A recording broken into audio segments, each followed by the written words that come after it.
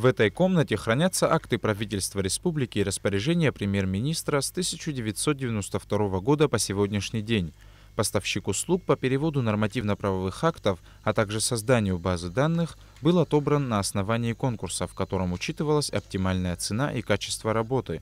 Им оказалось общество с ограниченной ответственностью «Информбюро».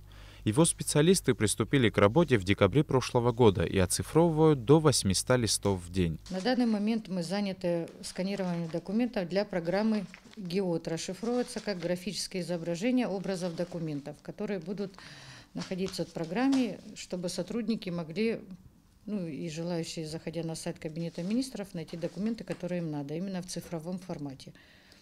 Сканируем многостраничные документы в формате PDF, одностраничные в формате TIFF. Для работы с базой будет создан специальный веб-интерфейс, в котором будут реализованы необходимые средства поиска документа не только по порядковому номеру и названию, а также по содержанию акта. Кроме этого, помимо постановительной части документа, приложением к каждому акту будут идти первичные материалы. Был заключен договор между нами.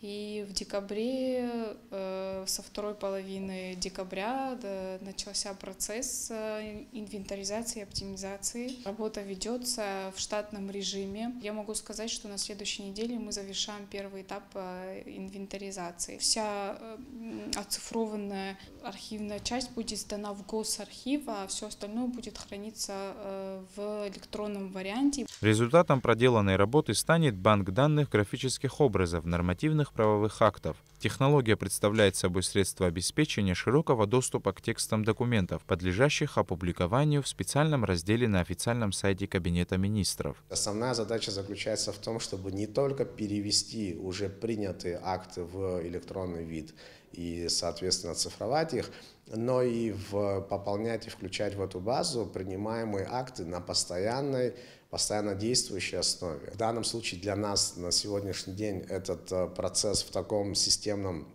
варианте является новым. Это один из небольших шагов, который сегодня принимается, который, наверное, при более скрупулезном подходе может привести к тому, что мы сможем через какой-то период времени уже говорить о предоставлении государственных услуг.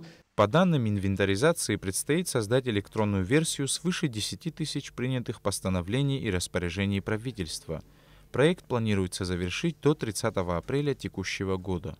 Сейджер Саля, Степан Мартиросян, Абхазское телевидение.